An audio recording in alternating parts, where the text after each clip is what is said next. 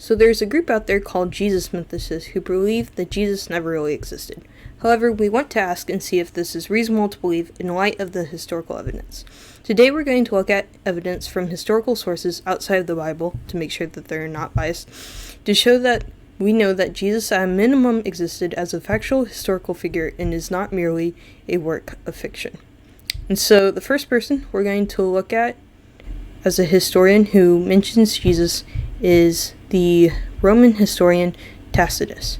And so Tacitus mentions Jesus' crucifixion under the Roman governor Pontius Pilate, and Tacitus lived from 56 to 120 AD. Tacitus writes in his Annals 1544, Nero falsely accused those whom the populace called Christians. The author of this name, Christ, was put to death by the prosecutor Pontius Pilate while Tiberius was emperor. But the dangerous superstition, the superstition being Christianity, though suppressed for the moment, broke out again, not only in Judea, the city of this evil, but even in the city of Rome. And so we also have two mentions of the historical Jesus by the Jewish historian Flavius Josephus, who lived from 37 to 100 AD, and this is written around 93 AD to record an event. As Josephus is a historian, he's recording an event that took place in 62 AD. And he writes, So he assembled the Sanhedrin of judges and brought them before James, the brother of Jesus, who was called Christ, and some others, and when he had formed an accusation against them as breakers of the law, he delivered them to be stoned. And this is from Antiquities of the Jews, Book 20, Chapter 9, 1. And so this next quote by Josephus is also from Antiquities of the Jews, but it's from Book 18, Chapter 3, 3. And he writes, At this time there appeared Jesus, a wise man, if indeed one should call him a wise man, for he was a doer of startling deeds, a teacher of people who received the truth with pleasure, and he gained a following both among many Jews and among many of Greek origin. He was the Messiah, and when Pilate, because of an accusation made by the leading men among us, condemned him to the cross, those who had loved him previously did not cease to do so, for he appeared to them on the third day, living again, just as the divine prophets had spoken of these countless other wondrous things about him. And up until this very day, the tribe of Christians, named after him, has not died out. And it's important to note that the second quote was most likely edited by Christians, historians think, because Josephus died a Jew and there's no evidence that he converted to Christianity. And so it's likely that Christians got a hold of this quote and changed it to make it say things like he was the Messiah to try to promote their agenda that Jesus was the Messiah. And while this is possible, this quote still supports the historical existence of Jesus along with the previous quote by Josephus. And so this doesn't prove that Josephus believed in Jesus' messiahship, since it was likely edited by Christians, but does support the fact that Jesus really existed as a historical figure. And so the next historian who mentions Jesus is Marabar Serapion, who was a Syrian philosopher, and he's writing around 70 AD. He writes, What benefits did the Athenians obtain by putting Socrates to death? Famine and plague came upon them as judgment for their crime. Or the people of Samos for burning Pythagoras. In one moment their country was covered with sand.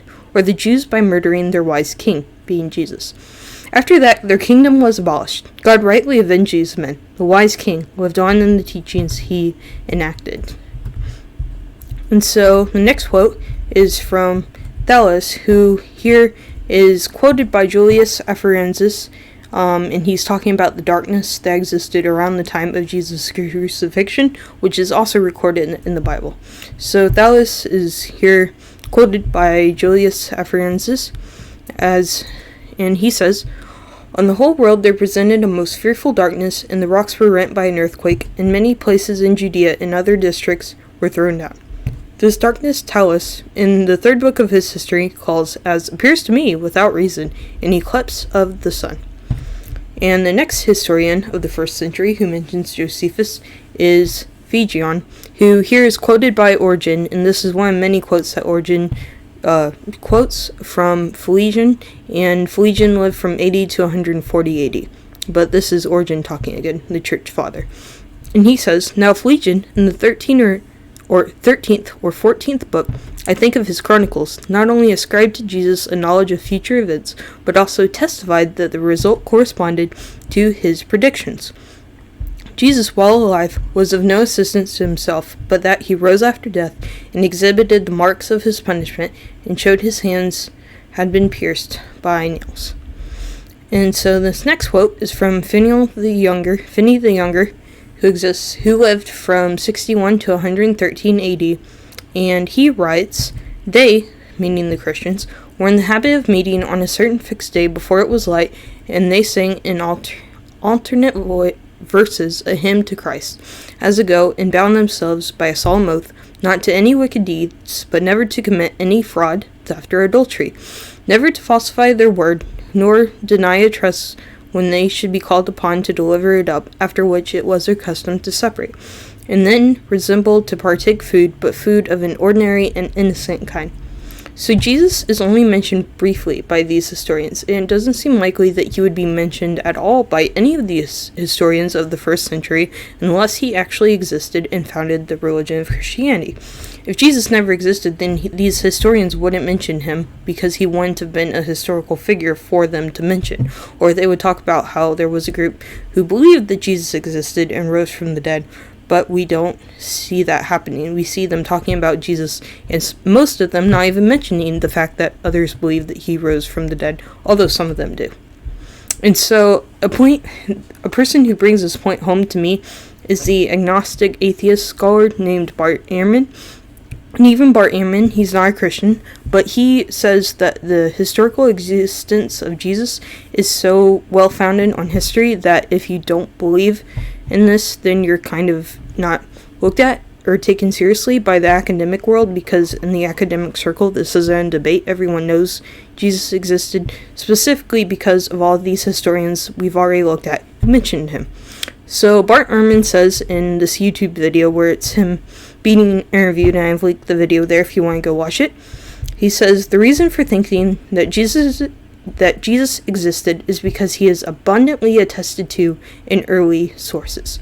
Early and independent sources indicate that certainly Jesus existed.